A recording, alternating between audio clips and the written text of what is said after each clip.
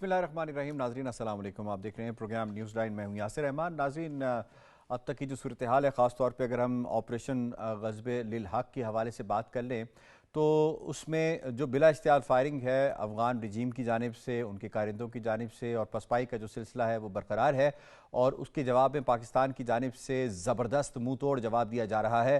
ہر ایک فرنٹ کے اوپر اگر میں کہوں، نہ صرف کائنیٹک فرنٹ کے اوپر بلکہ جو ڈس انفارمیشن فیک نیوز پھیلائی جا رہی ہے اس حوالے سے بھی ہم جو اوریجنل ویڈیوز ہیں وہ لے کر آ رہے ہیں، بتا رہے ہیں کہ اس وقت کن کن مقامات کے اوپر افغان رجیم کو پسپائی کا سامنا ہے، جنہوں نے یہ مس ایڈونچر کر کے اتنی بڑی غلطی کی کہ اب انہیں سمجھ نہیں آ رہا کہ ہمیں کس طرف جانا ہے. کیا اس کا کوئی خاتمہ ان کے ہاتھ میں ممکن ہے یا نہیں ہے؟ کیونکہ پاکستان کی جانب سے اکثر یہ بات کہی جاتی ہے اپنے دشمنوں کو، اور خاص طور پہ جو پاکستان کے حوالے سے نیگیٹو پلانز رکھتے ہیں، نیفیریس پلانز رکھتے ہیں، کہ سٹارٹ آپ کر سکتے ہیں لیکن اس کنفلکٹ کا، اس کرمش کا، یا اگر جنگی صورتحال بنتی ہے تو اس کے اختتام کا فیصلہ وہ پاکستان کرے گا. تو یہی صورتحال اس وقت جاری ہے کہ وہ کہیں سے بھاگ رہے ہیں، کہیں ان کی دوسری فوٹیجز آ رہی ہیں، سرنڈر ہونے کی فوٹیجز آ رہی ہیں، اور کہیں کہیں ایسے پیغامات موصول ہو رہے ہیں افغان رجیم کی جانب سے کہ وہ بات کرنا چاہتے ہیں، وہ بات چیت کے اوپر یقین رکھتے ہیں. تو پاکستان بھی شروع سے کہتا رہا ہے کہ پاکستان ہمیشہ بات چیت پر یقین رکھتا ہے، مثبت ڈائلاگ پر یقین رکھتا ہے، ایسا ڈائلاگ جس کا کوئی آؤٹ کم ہو. خالی نشستن، گفتن، برخاستن کرنا یہ افغان رجیم کا شروع سے ایک وتیرہ رہا ہے. اس کو اب پاکستان مکمل طور پر بھانپ چکا ہے، اور اس کے اوپر پاکستان نے ایک سٹانس لیا ہے کہ جب تک کنسٹرکٹیو کسی قسم کے جو پاکستان کے پوائنٹس ہیں اس کو طالبان رجیم مانتی نہیں ہے، اس وقت تک اگر وہ بلا اشتعال فائرنگ کا سلسلہ جاری رکھتے ہیں تو اینٹ کا جواب جو ہے وہ پتھر سے دیا جائے گا. جہاں سے گولی آئے گی وہاں گولا داغا جائے گا، تاکہ ان کو بتایا جائے کہ پاکستان ایک سوورن سٹیٹ ہے اور اپنی سوورینٹی کی حفاظت کرنا جانتی ہے. اب تک کی جو ڈیٹیلز کچھ دیر پہلے جو وفاقی وزیر اطلاعات کی جانب سے ایکس کے اوپر شائع کی گئی، ان کے مطابق 331 جو ہے افغان رجیم کے کارندے مارے جا چکے ہیں، جہنم واصل ہو چکے ہیں، 500 سے زائد جو ہے وہ زخمی ہیں، 104 چیک پوسٹیں ان کی تباہ کر دی گئی ہیں. کوئی بھی اس سارے پروسیس کے اندر جتنا ڈیٹا شو کیا گیا ہے اس کے اندر کسی سویلین کو ٹارگٹ نہیں کیا گیا، سویلین آبادی کو ٹارگٹ نہیں کیا گیا. پریسیجن کے ساتھ جو ہے وہ اٹیکس کیے گئے، چاہے وہ ایریل اٹیکس ہوں، چاہے وہ ہماری گراؤنڈ ٹروپس کسی قسم کے دوسری پوسٹوں کے اوپر اٹیکس کرنے کے حوالے سے بات کریں تو وہ یہی جو معاملہ ہے. وہ 22 سے زائد چیک پوسٹیں جو ہیں اس وقت ہمارے پاس ہیں، وہاں پہ پاکستان کا سبز ہلالی پرچم جو ہے وہ سربلند ہے، اور اسی طریقے سے 37 سے زیادہ مقامات پر ایریل جو بامبنگ ہے یہ کہہ سکتے ہیں، وہ ایئر سٹرائکس جو ہے وہ کی گئی ہیں. اب یہ معاملہ آگے کہاں چل رہا ہے، کچھ رابطے بھی ہوئے ہیں، وزیر اعظم کا رابطہ ہوا ہے MBS کے ساتھ، اسی طریقے سے نائب جو ہمارے وزیر اعظم ہیں، وزیر خارجہ ہیں، ان کے بھی کچھ روابط ہوئے ہیں. کیا سفارتی ذرائع سے اس مسئلے کا حل نکل سکتا ہے؟ کیا یہ مشق دوبارہ سے وہی ہم ریپیٹ تو نہیں کر پا رہے ہوں گے جو کہ ماضی میں ہم دیکھتے آئے ہیں کہ جب بھی انہوں نے سفارتی ذریعہ استعمال کیا ہے افغان رجیم نے، انہوں نے ٹائم بائی کیا ہے، جب انہیں ٹائم مل گیا ہے یہ ریو گروپ ہوئے ہیں، دوبارہ سے انہوں نے ایکٹیویٹیز کر دی ہیں. کیا اس کا پرماننٹ سولوشن، کیا حل ہو سکتا ہے؟ اس پر بات کرنے کے لیے بڑے زبردست پینل نے ہمیں جوائن کیا ہے. تعارف کروا دیتے ہیں جناب. اس وقت نامور دفاعی تجزیہ کار لیفٹیننٹ جنرل ریٹائرڈ رضا محمد خان صاحب نے ہمیں زوم کے ذریعے جوائن کیا ہے. بڑی بے باک آواز ہیں. ڈاکٹر حامد خان مشرقی صاحب کسی تعارف کے محتاج نہیں ہیں، نامور صحافی اور تجزیہ کار اور خاص طور پہ ماہر ہیں بین الاقوامی امور کے حوالے سے. تو آپ دونوں مہمانوں کو خوش آمدید کہتے ہیں. شارٹلی ہمیں ظاہر شاہ شرازی صاحب جو ہیں وہ بھی جوائن کریں گے. سب سے پہلے جل صاحب آپ کو میں انوالو کرتا ہوں. جل صاحب ابھی جو ڈیٹا ہمارے سامنے آ رہا ہے، پسپائی ان کو ہر جگہ کے اوپر ہو رہی ہے. What next? اب کیا چاہتے ہیں یہ؟ کیونکہ کل بھی ہم یہی بات کر رہے تھے کہ کائنیٹکلی تو کوئی میچ نہیں بنتا ان کا ہمارے ساتھ. یہ ایک ملیشیا ہے جو ٹرینڈ بھی نہیں ہے، جس کے اندر کوئی انکلوزیو سے سیٹ اپ بھی نہیں ہے، ایک خاص ایتھنیسٹی کے لوگ اکٹھے ہوئے ہیں اور ان کے اندر بھی ایلیٹ اکٹھی ہوئی ہے. What next? ابھی آگے کیا اب صورتحال آپ کو نظر ایوالو ہوتی ہوئی نظر آ رہی ہے؟ جی بسم اللہ الرحمن الرحیم. دیکھیں سب سے پہلے ضروری ہے کہ جو کچھ ہو رہا ہے ابھی پاک افغان بارڈر کے اوپر، اس کا کنٹیکسٹ جو ہے ہم جانیں. جی کنٹیکسٹ میں یہ ہے کہ حکومت پاکستان نے کئی دفعہ موجودہ طالبان رجیم کو کہا ہے کہ وہاں سے دہشت گردی کو پناہ دی جا رہی ہے، ان کو فائنینشیل سپورٹ دی جا رہی ہے، سو مچ سو کہ جو ٹی ٹی پی کے جو عناصر ہیں وہ ان کے پے رول کے اوپر ہے، اور یہ کہ ہمارے پاس متعدد پکے ثبوت موجود ہیں جو کہ ہم نے نہ صرف ان کو پرووائڈ کیے ہیں بلکہ ماضی میں جو ہمارے دوست ممالک ہیں جس میں قطر شامل ہے اور جس میں ٹرکی شامل ہے، وہ تمام ثبوت ہم نے ان کو مہیا کیے ہیں۔ اس کے باوجود وہ ایک ایسی پوزیشن کے اوپر قائم ہے جو کہ ٹوٹلی انٹینیبل ہے، اور اس لیے حکومت پاکستان نے بڑا کلیئرلی ابھی یہ فیصلہ کیا ہے کہ آئندہ اگر پاکستان کے اندر کوئی بھی دہشت گردی کا واقعہ ہوتا ہے تو اس کی تمام تر ذمہ داری موجودہ افغان حکومت کے اوپر ہوگی، اور ہم یہ حق رکھتے ہیں کہ اپنی دفاع میں طالبان کو، چاہے وہ افغان طالبان ہو، چاہے وہ ٹی ٹی پی والے ہوں، چاہے وہ دوسرے دہشت گرد ہوں، ان کو ہم سزا دے سکیں، اور یہ اس کا حق ہمیں یونائٹڈ نیشن کے چارٹر کے آرٹیکل 51 کے تحت دیا گیا ہے۔ یہ حق ہمیں اس وقت دوبارہ دیا گیا جی جب پچھلے مہینے اسلام آباد کے قریب ایک اہل تشیع کی مسجد کے اوپر ایک صفاقانہ حملہ ہوا۔ اس کے بعد یو این سیکورٹی کونسل نے ایک متفقہ ریزولوشن پاس کی جس کا نمبر ہے 16296 جی 13 فروری کو،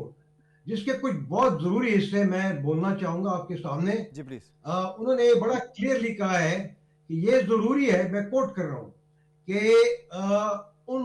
اس حملے کے سرپرستوں کو، مددگاروں کو، مالی سہولتکاروں کو ان سے پوچھ گچھ کی جائے، ان کو اکاؤنٹیبل بنایا جائے اور ان کو سزا دی جائے، نمبر 1۔ نمبر 2، اس میں یہ بھی بڑا کلیئرلی کہا گیا ہے کہ دنیا کے تمام ممالک کو اس مد میں پاکستان کے حکومت کی کو سپورٹ کرنا چاہیے۔ تو یہ ہمارا حق تھا، ہم نے اپنے دفاع میں یہ ایکشن لیے ہیں، اور جب تک ہمارے تمام آبجیکٹو مکمل نہیں ہوتے ہماری یہ دفاعی کارروائی جو ہے یہ جاری رہے گی، اور ہم امید کرتے ہیں کہ طالبان کی حکومت جو ہے اب جان جائے گی کہ اگر انہوں نے پاکستان کے خلاف دہشت گردی کا خاتمہ نہیں کیا تو میں سمجھتا ہوں کہ ان کے اپنے لوگ خود ان سے تنگ آ چکے ہیں، اور یہ وہ اس سوچنے پر مجبور ہو جائیں گے کہ جس طرح آئسولیٹڈ ہے موجودہ جو طالبان حکومت ہے، جس طرح ان کی اکنامک سچویشن ہے، جس طرح وہ مائنارٹیز کے اوپر ظلم کر رہے ہیں، خصوصاً خواتین کے اوپر، تو کیا وہ اس پوزیشن میں ہیں کہ اس حکومت کو برداشت کرے؟ ٹھیک، آپ کا پوائنٹ آ گیا۔ میں اس میں ڈاکٹر حامد خان مشرقی صاحب آپ کو انوالو کروں گا، فرمائیے گا کہ ہم دیکھ رہے ہیں کہ ویسٹ کے اندر ایک زمانے میں خاص طور پہ طالبان کی اس سٹانس کو جنہوں نے اپنے لوگوں کے ساتھ بالخصوص خواتین اور بچیوں کی تعلیم کے حوالے سے رکھا ہوا، اس پر انہوں نے تنقید بھی کی، اور ہیومن رائٹس کی وائلیشنز کے حوالے سے کئی رپورٹس بھی آ چکی ہیں۔ یونائٹڈ نیشنز کی ابھی حال ہی میں ریپورٹر کی جانب سے رپورٹ آئی ہے۔ ابھی ہم نے دیکھا یہ جو معاملہ ہوتا ہے بلا اشتعال فائرنگ کا، افغان رجیم کی جانب سے ایک مس ایڈونچر کرنے کا، پھر ہم دیکھتے ہیں کہ ویسٹ کے کچھ حلقے جو ہیں وہ ان کے حق میں بات کرنے کی کوشش کرتے ہیں۔ How do you see this situation? کون اس کو پلے کرنے کی کوشش کر رہا ہے خاص طور پہ، اور کیا مقاصد ہیں ان کا اس پروسیس، اس پوائنٹ ان ٹائم کے اوپر ساتھ دینے کا، خاص طور پہ اگر ہم ویسٹرن میڈیا کے کچھ حلقوں کے حوالے سے بات کر لیں؟ جی جی یاسر،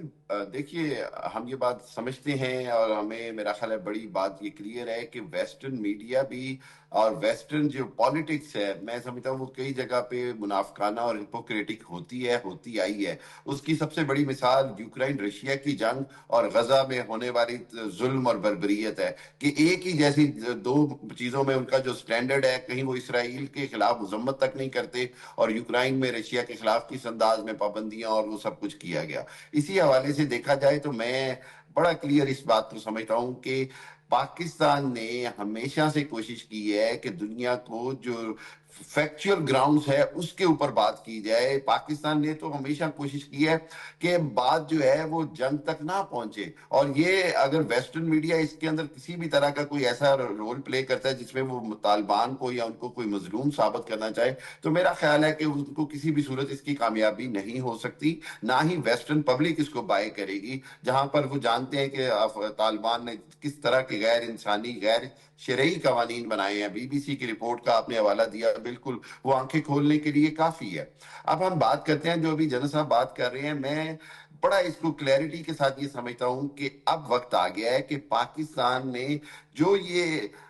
غزو الحق کا آپریشن کیا ہے اس کو اس کے منطقی انجام تک پہنچایا جائے, اور اس کا منطقی انجام یہ ہے کہ ٹی ٹی پی کی لیڈرشپ یا سرنڈر کرے یا افغانستان کے دور دراز علاقوں میں جائے, پاکستان کے بارڈرز کے قریب جو انہوں نے اپنے ہائیڈ آؤٹس بنائے ہوئے ہیں خوست میں, پکتیا میں, ہلمند میں اور ادھر کابل میں, ان کو ہر حالت میں ان کو اب ختم کرنا ہوگا, ایلیمینیٹ کرنا ہوگا. پاکستان نے جب دوحہ میں مذاکرات ہو رہے تھے تب بھی ہم نے دیکھا کہ افغان رجیم کی طرف سے کوئی سیریسنس نہیں دکھائی جا رہی تھی ٹی ٹی پی کی مداخلت اور دہشت گردی کے معاملے پہ. پھر مذاکرات استنبول میں گئے تو خود جو میزبان تھے وہ بے بس دکھائی دیے کہ جی جو بنیادی نقطہ ہے اس پر طالبان جو ہیں وہ بات ہی نہیں کرنا چاہتے. اچھا, اس کے بعد یہ ہوتا تھا کہ بڑا واضح طور پر پتہ چل رہا تھا کہ اصل میں ڈائریکشن کابل سے نہیں آ رہی بلکہ اصل میں مذاکرات کی ناکامی کی ڈائریکشن جو ہے وہ دہلی سے آ رہی ہیں. جب کوئی با اختیار مذاکرات کار نہ ہو اور جب اس کے بعد جو طالبان رجیم کے اندر مقصد صرف یہ ہو کہ جی پاکستان کے ساتھ جو ہے وہ دہشت گردی کے حوالے سے اور دوسرے معاملات کے حوالے سے پاکستان کی کوئی بات سننی نہیں, تو پھر پاکستان کے پاس چوائس کوئی نہیں رہ جاتی. اور آخری چیز جو بڑی امپورٹنٹ ہے یاسر وہ یہ ہے کہ ابھی بھی ہم نے بڑا واضح طور پر ایک موقف اپنایا ہوا ہے, وہ یہ کہ ہم افغان عوام کے خلاف نہیں ہیں, نہ پاک افواج نہ پاکستان کی پالیسی. ہم نے ان کو ہوسٹ کیا, ہم نے ان کی مہمان نوازی کی, ان کی بڑی لیڈرشپ کو ہم نے بڑا فیسیلیٹیٹ کیا. ہمارا صرف ایک ہی مقصد ہے اور وہ یہ ہے کہ آپ خدارا انڈیا کی کٹ پتلی پراکسی نہ بنے, آپ خدارا افغان عوام کا سوچیں جو اس ٹریڈ بند ہونے سے کتنی مشکلات کا شکار ہیں. اور افغان اگر رجیم جو ہے اگر وہ یہ سمجھتے ہیں, میں آج انڈین چینل پہ تھا اور میں وہی بات ہے مجبوراً مجھے کچھ ایسے الفاظ وہاں بولنے پڑے کہ میں نے کہا اگر انڈیا بنیاد مرصوص کے بعد سوچتا ہے کہ افغانستان کے حوالے سے وہ کیا پدی اور کیا پدی کا شوربہ اس کے ساتھ ہمیں ڈرا لے گا تو یہ بہت مزے کا خیز بات ہے. میں نہیں سمجھتا کہ ہمارا کوئی وہ کمپیریزن بھی ہے, اللہ کا شکر ہے ہماری ریزیلینس کا, ہمارے پروفیشنلزم کا. افغانستان کی جو رجیم ہے, جو ملیشیا آپ نے صحیح نام لیا, ایک فوج ایک گروپ ہے جو وہاں پر قابض ہے. اور ایک چیز اور ہے وہ یہ کہ اب میں ابھی یہ سمجھتا ہوں کہ پاکستان کو بڑے ضامن ممالک کے بغیر اس معاملے کے اوپر پیچھے نہیں ہٹنا ہوگا. مذاکرات ہم بھی چاہتے ہیں. اس میں بھی ڈاکٹر صاحب آپ بات کرتے ہیں کہ ضامن جو ہیں وہ اب آنے کو بھی تیار ہیں کہ نہیں ہے, ظاہری سی بات ہے ان کو بھی ایک ہسٹری پتہ ہے سارے معاملات کے اندر. زاہد شاہ شیرازی صاحب, آپ کو اس ساری صورتحال کا بڑا گہرے طور پر اندازہ ہے, خاص طور پہ اس وقت جو ڈیوائیڈ کی بات کی جا رہی ہے کہ یہ 10 12 20 کا ٹولہ جو ہے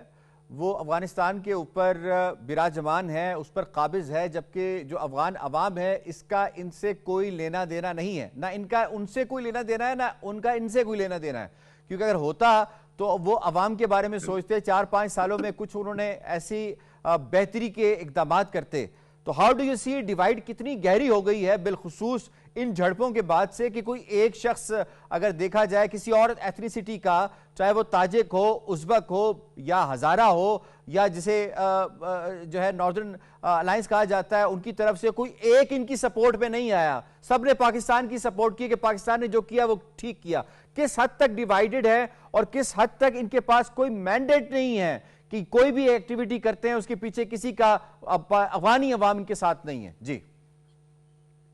بہت بہت شکریہ. سب سے اہم ایشو یہ کہ ہم اسے ذرا وائڈر کانٹیکس میں دیکھتے ہیں. آخر یہ ایک نان اسٹیٹ ایکٹرز کو افغان قوم کے اوپر مسلط کس نے کیا؟ سب سے اہم سوال یہ ہے. وہ امریکہ، قطر اور اس کے اتحادیوں نے. اور جس وقت وہ تیسری دفعہ افغانستان چھوڑ کے بھاگ رہے تھے تقریباً آلموسٹ 9-10 بلین ڈالر کا اسلحہ بھی چھوڑ کے، تو ان کو ایک سیف ایگزٹ چاہیے تھا جو پرووائڈ کیا گیا، اور آپ نے نان اسٹیٹ ایکٹرز کو لا کے ان کے حوالے افغان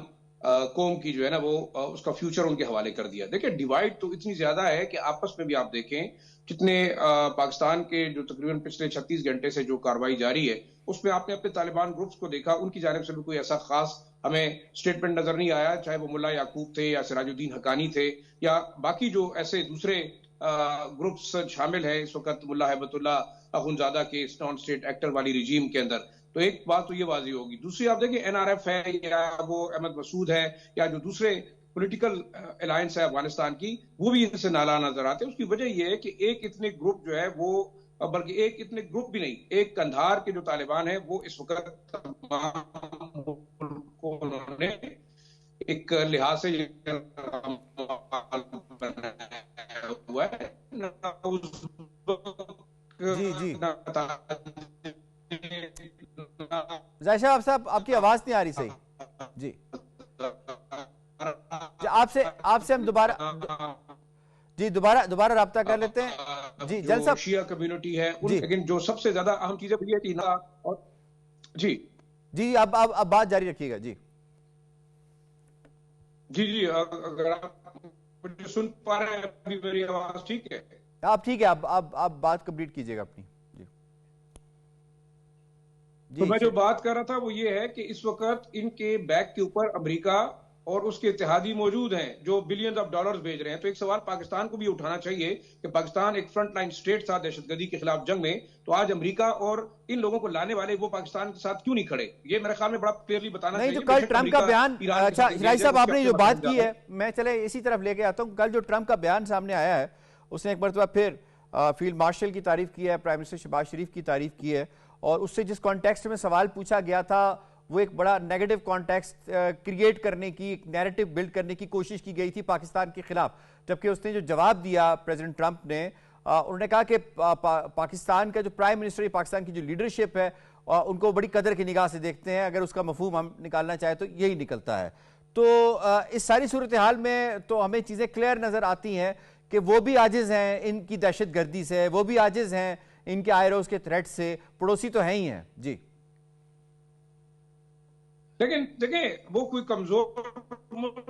نہیں ہے. آپ سوچنے والی بات ہے، ہمیں زیادہ خوش ہونا چاہیے. شاہی صاحب آپ سے دوبارہ رابطہ کرتے ہیں کیونکہ آواز آپ کی کلیئر نہیں آ رہی. جان صاحب یہی پوائنٹ آپ کی طرف لے کے آتا ہوں. ایک دو نکات ہیں وہ آپ کے سامنے رکھوں گا. ایک تو یہ کہ جس طرح کا فیک نیوز پروپیگنڈا F-16 گرا دیا، کل بھی اس پہ ہم نے تھوڑی بات کی. آج ہم دیکھ رہے ہیں سوشل میڈیا ایکس کے اوپر اتنی زیادہ اس پر بات کی جا رہی ہے کہ جی کہ گرا دیا گیا، ثبوت نہیں ہے. پائلٹ وہ شخص کسی مزدور کو پکڑا ہوا ہے، اس کی حالت دیکھ رہے ہیں، اور پاکستان کے جو پائلٹس ہیں ان کو آپ دیکھیں جس پروفیشنل انداز سے وہ چلتے ہیں. تو یہ ذرا فرما دیجیے گا، ایک تو ڈس انفو لیب خاص طور پہ جو انڈیا کی پکڑی گئی، اس کے بعد سے جو شریواستو گروپ پکڑا گیا، کتنی ان کی ہزیمت ان کو اٹھانا پڑی ایک مرتبہ، پھر کیا وہ سرگرم ہے سارے پروسیس کے اندر. اور دوسرا یہی بات کہ امریکہ کا خاص طور پہ یہ جو بات شرازی صاحب نے کی کہ امریکہ کے صدر کا جو بیان آیا ہے وہ کس حد تک تائید ہے اس بات کی کہ پاکستان جو کر رہا ہے اپنے دفاع کے اندر، اپنے شہریوں کے اندر، اپنے نیشنل انٹرسٹ کے اندر، وہ بالکل ٹھیک کر رہا ہے. نہ صرف پاکستان کو محفوظ کرنے کے حوالے سے خطے اور دنیا کے لیے بھی کام کر. جی یور پوائنٹ سر جان صاحب. جو انڈین پروپیگنڈا ہے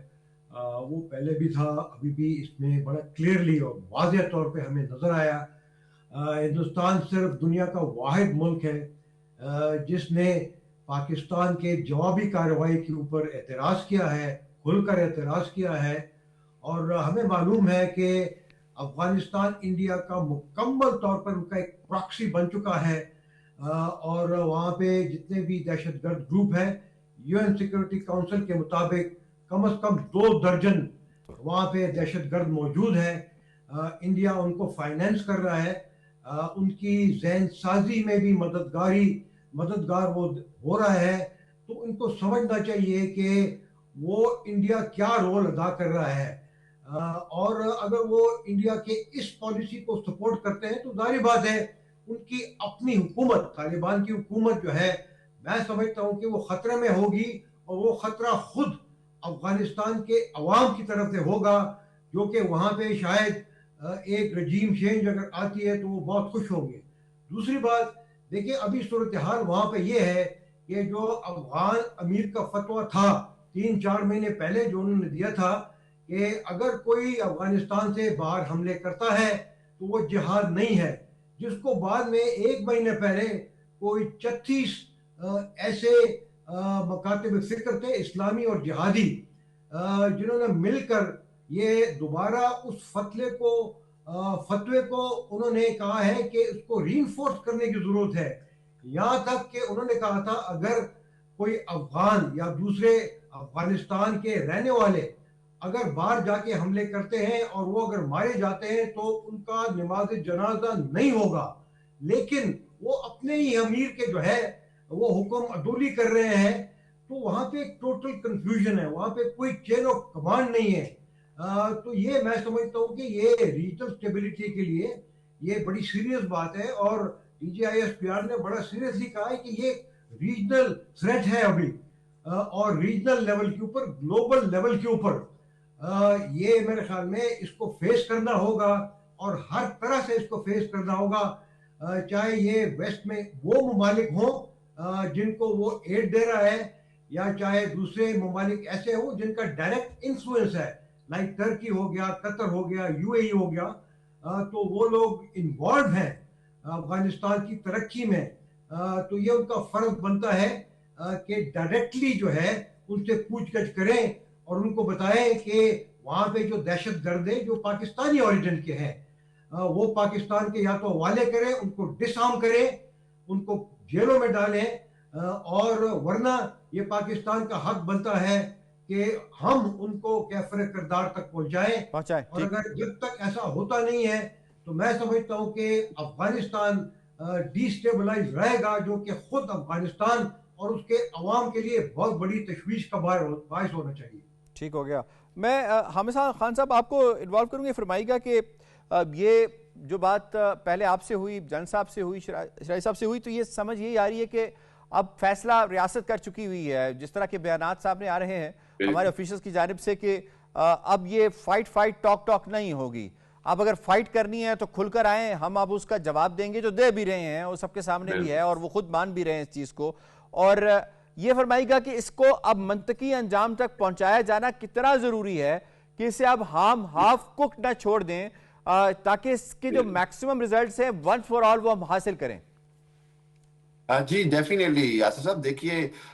میرا خیال یہ ہے کہ ہم نے بہت قربانی دی ہے پاکستان میں دہشت گردی کے خلاف، ہم پوری قوم نے جنگ لڑی ہے، اب ہم مزید دہشت گردی، جو 2024-25 کا سال گیا بہت زیادہ دہشت گردی ہوئی، اب ہم مزید کسی طرح کی بھی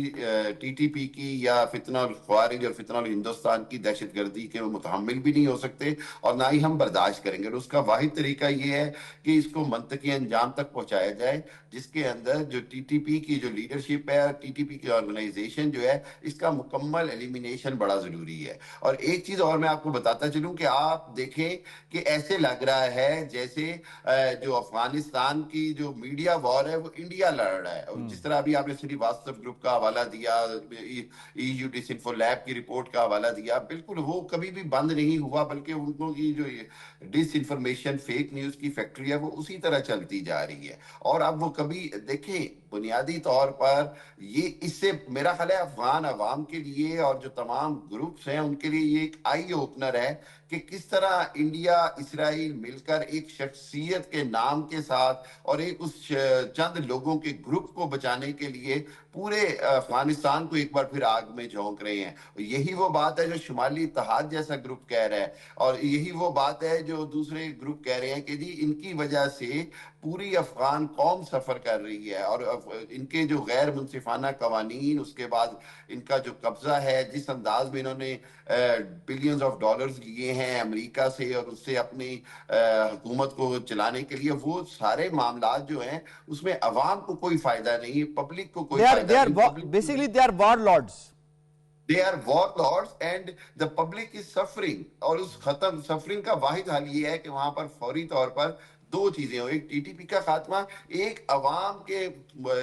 की एक्सेप्टेड गवर्नमेंट या रिजीम आना बड़ा जरूरी है। अब रिजीम चेंज और तालिबान के हवाले से या मौजूदा जो ग्रुप है इसके हवाले से बहुत जरूरी है, वक्त की अहम जरूरत बन गई है, होता हुआ देख रहा हूं और इसको मैं पब्लिकली होता हुआ भी देख रहा हूं। ज़ाहिर शाह शिराजी साहब ये फरमाइएगा कि जिस तरह से उनकी तरफ से एक सिग्नलिंग हो रही है कि हम बातचीत के लिए तैयार हैं, हम बातचीत पर यकीन रखते हैं, अब हमें उस बातचीत के ट्रैप में किस हद तक ज़रूरी है कि नहीं आना चाहिए जब तक कि कोई कंस्ट्रक्टिव आउटकम्स ना हो सके। माजी में जिस तरह ये बातचीत का बहाना करके, टाइम गेन करके, रीग्रुप करके ये फिर टीटीपी को दोबारा से लॉन्च करते थे, ये बीएलए को और इसी तरीके से बाकी ग्रुप्स को, तो कितना ज़रूरी है कि अब अगर बातचीत होगी तो उसका कोई आउटकम होगा, कंस्ट्रक्टिव होगा, अदरवाइज कोई भी बातचीत पाकिस्तान एक्सेप्ट ना करे। जी देखें, एक तो माजरत मेरे ख्याल में हमारे यहाँ शायद इस साइड पे डिस्टॉर्शन ज्यादा है तो कनेक्शन की वजह से शायद डिस्कनेक्ट हो जाता था बार बार। अहम चीज ये है, समझने की बात है कि अफगान तालिबान रजीम इस वक्त टीटीपी, बीएलए, सिवाय आईएस खुरासान के तो बाकी जितने ग्रुप पाकिस्तान के खिलाफ लड़ रहे हैं उनको वो दहशतगर्द ग्रुप नहीं मानते, वो उनको पाकिस्तान के मुखालफीन मानते हैं। तो बात तो क्लियर हो गई कि अफगान तालिबान रजीम हमारे साथ नहीं है, वो ऑलरेडी उन्हीं दहशतगर्द ग्रुपों के साथ, उन्हीं नॉन स्टेट एक्टर्स के साथ है जो कि हमारे खिलाफ लड़ रहे हैं। और सिर्फ हमारे खिलाफ नहीं, आपने लेटेस्ट जो रशियन फॉरेन मिनिस्ट्री की रिपोर्ट देखी जिसमें उन्होंने बड़ा क्लियरली कह दिया है कि 20 से 25 हजार फॉरेन टेररिस्ट फाइटर्स इस वक्त जो है वो Afghan non state actor government के पैटर्नाइजेशन के अंदर काम कर रहे हैं, जिससे पाकिस्तान को खतरा है, जिससे ताजिकिस्तान को खतरा है, उज्बेकिस्तान को खतरा है, चाइना को खतरा है। तो इससे तो कोई दूसरी बात अब राय नहीं कायम हो सकती कि आया इनके खिलाफ क्या होना चाहिए। तो बाकी आपने बातचीत की बात की, मेरे ख्याल में बातचीत का कोई फायदा है नहीं। उसका रीजन ये है कि बातचीत आपने बहुत सारी कर दी, जो लोग आपकी आइडियोलॉजी को नहीं मानते, जो आपकी डेमोक्रेसी को नहीं मानते, जो आपके कॉन्स्टिट्यूशन को नहीं मानते, तो अफगान तालिबान तो आपको कहेंगे कि आप टीटीपी से डायरेक्ट बातचीत करें, तो हम कौन सी बातचीत करेंगे। फर्स्ट ऑफ ऑल अब इस वक्त जो मेरे ख्याल में एक मिलिट्री ऑपरेशन पाकिस्तान का जारी है, एक बड़ा डिसाइसिव फेज के अंदर है। हम रिपोर्ट्स ये भी हैं कि तकरीबन हमने बॉर्डर की 100 से ज्यादा चेक पोस्टें उड़ा दी हैं। इसके अलावा जो उनके अहम जो है वो हेडक्वार्टर्स थे, बटालियन हेडक्वार्टर्स थे, कोर हेडक्वार्टर्स थे, वो न्यूट्रलाइज किए हैं। साथ साथ असले के जो डिपो जगह जगह मौजूद थे अनअटेंडेड और जो कि मेरे ख्याल में ऑन सेल थे ओपन मार्केट के अंदर, उनको हमने बड़ी हद तक न्यूट्रलाइज किया है। अब जो मेरे ख्याल में इस वक्त करना चाहिए, जब तक पाकिस्तान की फौज इनको पीछे नहीं धकेलती, कम से कम 30, 35, 40 किलोमीटर तक के बफर जोन के अंदर, और उससे उधर अगर इनको रख के उसके बाद बातचीत की जाए तो वो मेरे ख्याल में इफेक्टिव होगी। दूसरा अहम नुकता ये है कि इस वक्त अफगान तालिबान रजीम है वो एक नेक्सस के तौर पे काम करती है as a front line warrior for रा एंड मुसाद। और देखिए इसमें मेरे ख्याल में यूएई, कतर और जो मिडिल ईस्टर्न ममालिक हैं वो इनडायरेक्टली प्रॉक्सीज हैं इस वक्त मुसाद की। जितनी आपके बीएलए को फंडिंग हो रही है, जी आप देखिए इस तरह के हमारे पास कोई इस तरह का सबूत तो नहीं है कि हम अपने जो दोस्त ममालिक या मुसलमान ममालिक उनके ऊपर इस तरह की कोई स्टेटमेंट दे सकें, लेकिन बात यह है कि जो मुसाद की आपने अफगानिस्तान की सरजमीन के हवाले से बात की है, तो जो एनजीओज वहां पे इजराइल की काम कर रही हैं, इससे तो कोई दूसरी राय हो नहीं सकती। आप बिल्कुल ठीक कह रहे हैं शिराजी साहब, आप कह रहे हैं कि बातचीत का उस वक्त तक फायदा नहीं है जब तक कि कोई आउटकम हमें ना निकले। आपका पॉइंट आ गया। हमें प्रोग्राम के दूसरे मौजू की जानिब बढ़ना है। दूसरे मौजू पे जरा बात कर लेते हैं। जनाब इस वक्त बड़ा बर्निंग इशू है इस खित्ते के लेवल के ऊपर इंटरनेशनली, और वो ये है कि जनाब अमेरिका और इजराइल ने ईरान पर हमला कर दिया है। ईरानी ज़राए इब्लाग के मुताबिक दारुल हुकूमत तेहरान के अलावा इस्फहान, कुम, लरिस्तान, कुर्ज, किरमानशाह, तबरेज़ के शहरों में भी हमलों की इत्तलात मौसूल हुई हैं। ईरानी सूबे हरमज़गान के शहर मीनाब में लड़कियों के एक स्कूल पर इजराइली बर्बरियत यानी फ़ज़ाई हमले के नतीजे में कम से कम 57 तालिबात की शहादत की इत्तलात मौसूल हुई हैं और 60 से ज़ायद ज़ख्मी भी हैं। मीनाब के गवर्नर के मुताबिक 53 तालिबात अब भी मलबे तले दबी हुई हैं और रेस्क्यू ऑपरेशन जारी है। यानी उनकी जानिब से कोई फौजी अहदाफ जिसका वो क्लेम कर रहे हैं वो नहीं है, बल्कि इन बच्चियों के पास कौन से बम थे, इन बच्चियों के पास कौन सी गन्स थी जिनको इस तरह से निशाना बनाया गया है। इसी तरीके से पाकिस्तान ने इस तरह की हमलों की, बिला जवाज़ हमलों की मजम्मत की है, शदीद मजम्मत की है। इसहाक डार साहब ने से कुछ देर पहले रब्ता हुआ जो ईरानी वज़ीर ख़ारजा हैं अब्बास अराक्ची उनका, और उन्होंने इसी बात पर जोर दिया कि इसका कुछ सफारती हल پرامن حل جو ہے اس کا تلاش کیا جا سکے. جلیل صاحب آپ کو میں اس میں شامل کروں گا. فرمائیے گا کہ یہ ایک طرف بات چیت چل رہی تھی اور امید یہی تھی کہ شاید کوئی آؤٹ کم نکلے گا. ایران نے اپنی طرف سے کوئی آپشن جو ہیں وہ بھی پیش کی تھی اور یہ پورا خطہ اور یعنی اس خطے کے عوام اس انتظار میں تھے کہ شاید کوئی فیصلہ ہو سکے گا. اچانک کیا ہوا ایسے کہ ابھی بات چیت بھی چل رہی ہے, عمان کی طرف سے اچھی خبریں بھی آ رہی ہیں اور پھر حملہ بھی ہو جاتا ہے؟ دیکھیں بات یہ ہے کہ غزہ میں جب اسرائیل کو یقین ہو گیا کہ اب یہاں پہ شاید امن قائم ہو جائے تو ایک فرنٹ سے وہ فائر ہو گیا تھا اور نتن یاہو صاحب کی جو پولیٹیکل سٹینڈنگ ہے اس کے لیے, کیونکہ ایک وار کرمنل تھا اور ان کی پولیٹیکل سٹینڈنگ بھی کافی خراب تھی وہاں پہ غزہ میں لڑائی کے بعد سے, تو یہ ایک نیا فرنٹ کھولنے کے لیے انہوں نے یہ حملہ کیا ہے. اور اس کی وجہ انہوں نے یہ بتائی کہ جو ایران کی لانگ رینج میزائلز ہیں وہ اسرائیل کے لیے اور امریکہ کے لیے بھی خطرہ ہے, جو کہ بالکل جھوٹ ہے. ساتھ ساتھ وہاں پہ امریکہ کی طرف سے کہا گیا ہے کہ ایران نے نیوکلیئر کی ری انریچمنٹ دوبارہ شروع کر دی ہے. وہ بالکل ایک پروپیگنڈا ہے. ایران جو ماضی میں JCPOA کے تحت اس کو جو اجازت ملی تھی کہ یورینیم کی جو انریچمنٹ ہے صرف 3.7% تک وہ کر سکتا ہے, اس نے صرف 3.7% تک ہی, اور وہ اس کام کے لیے تیار تھا کہ اس سے آگے وہ اس کو انریچمنٹ نہیں کرے گا. ساتھ ساتھ اس نے یہ بھی کہا ہے کہ جو اس کے میزائل کے رینجز ہیں وہ چونکہ MTCR کا سگنیٹری نہیں ہے, لہذا یہ اس کا حق بنتا ہے کہ اپنی جو ڈیفنس کے لیے وہ میزائل فورس تیار رکھے, لیکن انہوں نے وہ مانا نہیں. اور اب یہ اس بات کو یہ کوشش یہ کر رہے ہیں کہ ایران کی missile long range missile capability کو, اور اگر کوئی ماضی میں نیوکلیئر جو ان کی کیپیبلٹی ہے وہ اگر رہ گئی تھی تو ان کو ختم کیا جائے. اور اس کا مین وجہ یہ ہے کہ ایونچولی پھر مڈل ایسٹ میں اسرائیل کی وہ ہیجمنی شروع ہو جائے گی. پچھلے دنوں ایک بیان بھی آیا نا اسرائیل میں, ایک جو شخص ہے ڈپلومیٹ اپنے آپ کو کہتا ہے, اس کی جانب سے جو کہ اسرائیل کو سپورٹ کیا گیا کہ جی کہ باقی ممالک کے اندر بھی اس کا اثر و نفوذ ہوگا. بالکل آپ نے صحیح طرف اشارہ کیا. ڈاکٹر حامد خان مشرقی صاحب یہ فرمائیے گا کہ یہ معاملہ یقیناً ایران نے بھی جواب دیا اور ایران نے بڑا بھرپور جواب دیا ہے, جہاں جہاں امریکی بیسز تھی وہاں پہ بھی دیا گیا اور اسرائیل کو بھی جواب دیا گیا ہے. یہ معاملہ یہیں پہ رکے گا کیونکہ ایک طرف امریکہ ہے وہ کھل کر سامنے, اس نے کہہ دیا بھئی ہم اس کے ساتھ ہیں, ہم ساتھ مل کے حملے کر رہے ہیں, تو پھر ایران کے جو اتحادی ہیں کیا پھر وہ خاموش بیٹھ جائیں گے؟ یہ معاملہ آپ کو بڑھتا ہوا نظر آ رہا ہے, عالمی تناظر میں یہ معاملہ جاتا ہوا نظر آ رہا ہے, یہ رک جائے گا؟ یہ دیکھیے یاسر صاحب, صورتحال تو بڑی خطرناک ہے اور اس ساری خطرناک صورتحال کا ذمہ دار واحد اور واحد نیتن یاہو, اس کا جنونی پن اور اس کا وہ جو امریکہ کو جس انداز میں اس نے گھسیٹا ہے اس کے اندر. امریکہ کسی بھی صورت ٹرمپ جو ہے وہ چاہتا تھا کہ اوائڈ ہو جائے, لیکن چونکہ اسرائیل ہر حالت میں یہاں پر خطے میں ایک جنگ جاری رکھنا چاہتا ہے گریٹر اسرائیل کے لیے, اور اس نے ایک ایسی جگہ پر امریکہ کو لا کھڑا کر دیا جہاں امریکہ اپنی ساری بحری طاقت کے ساتھ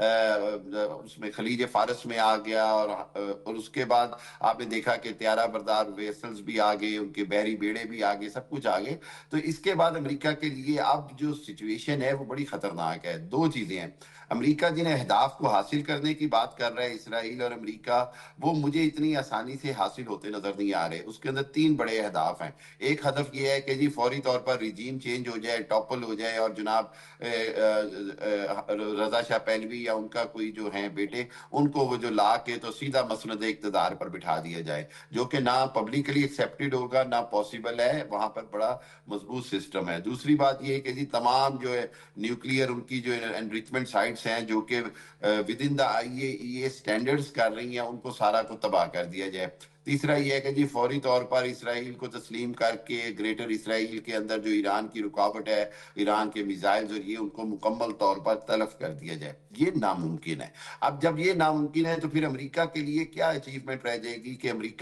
امریکہ کے لیے پرابلم یہ اب نظر آ رہا ہے کہ یہ جنگ بڑھے گی, اور یہ جنگ ایران کے پاس, میں بار بار کہتا ہوں کہ 20 سال کی پابندیوں کے بعد ایران کے پاس کھونے کو زیادہ کچھ نہیں رہ گیا. یہ سروائیول کی جب جنگ ہوتی ہے قوموں کی, پھر وہ اپنا سب کچھ لگا دیتے ہیں. اور مجھے ایسے نظر آ رہا ہے کہ جس انداز میں ایران نے پہلے 5 گھنٹوں میں 4 گھنٹوں میں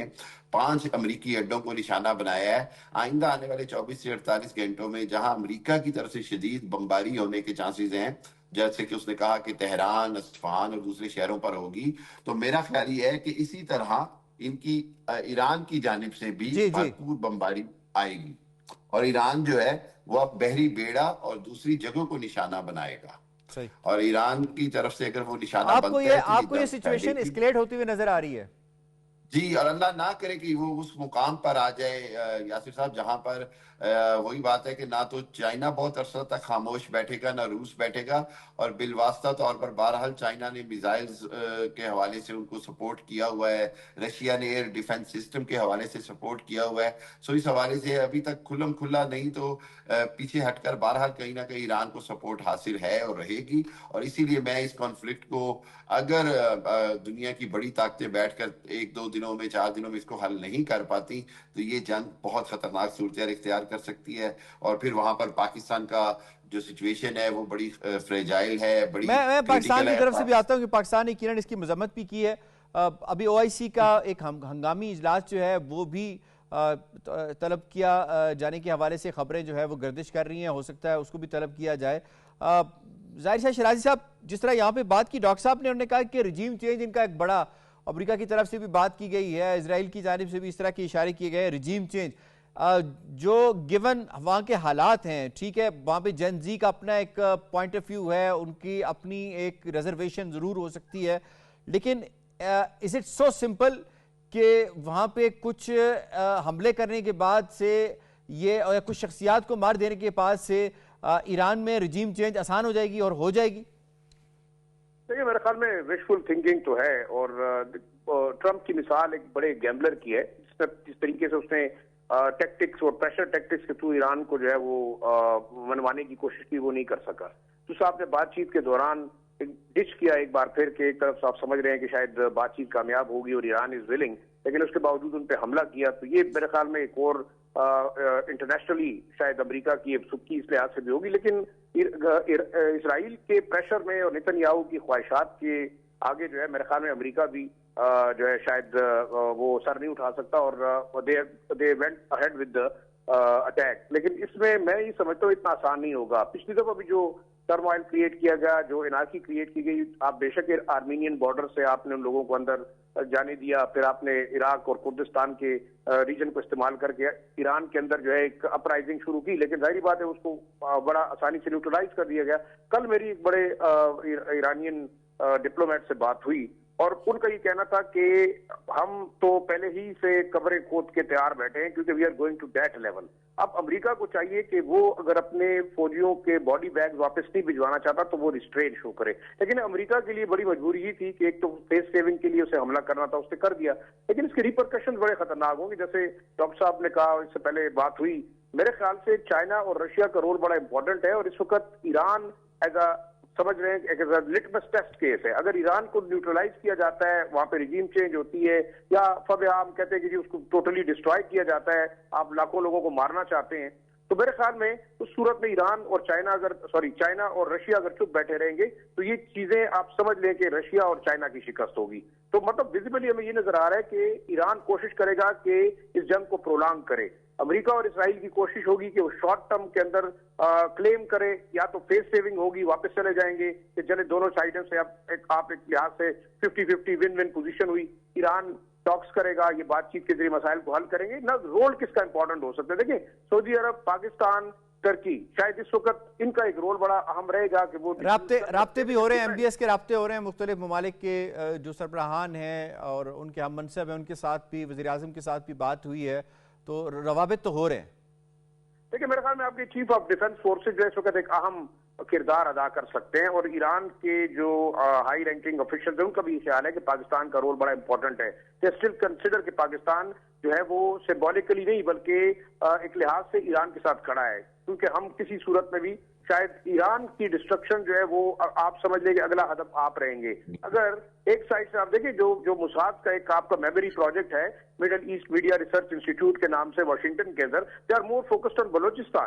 بلوچستان سیستان اور آپ کے بلوچستان کے اندر. وہ تو اس چیز کو کانسٹنٹلی وولٹائل کرنے کی کوشش کر رہے ہیں کہ کسی طریقے سے بلوچستان کے اندر انارکی پھیلائی جائے. تو اب تو وہ جو نیکسز ہے موساد را اور افغان طالبان رجیم کا, وہ آپ کے ویسٹرن بارڈر کو رکھے گا وولٹائل. تو میرے خیال میں پاکستان اس جنگ سے دور نہیں رہ سکتا. اگر ایران خدا نہ پاکستان کے حوالے سے آپ نے بات کی, امپورٹنٹ پوائنٹ ہے. میں جل صاحب آپ کو انوالو یہ فرمائیے گا کہ ایک تو یہ فرمائیے گا کہ ایران کی جو گیون اس کے حالات ہیں, جس طرح سے اس کو ایک آئسولیشن میں دھکیل دیا گیا ہے, اتنے عرصے میں وہ رہا ہے, ریسورسز کے پوائنٹ آف ویو سے باقی معاملات, ٹیکنالوجی وہ امپورٹ نہیں کر سکتے, تو کتنے عرصے تک ایران اس سارے پروسیس کو, اس سارے جنگی ماحول کو پرولونگ کر سکتا ہے؟ اور دوسرا یہ بتائیے گا کہ پاکستان کا اس سارے معاملے میں کیا کردار ہو سکتا ہے, پاکستان کیا کردار ادا کر سکتا ہے تاکہ اس کا کوئی حل کی طرف چیزوں کو لے کے جایا جا سکے؟ جی دیکھیں, ایران ایک اس نے اپنی ریزیلینس جو ہے ماضی میں عراق کے ساتھ 8 سالہ جنگ میں اس نے ثابت کی ہے.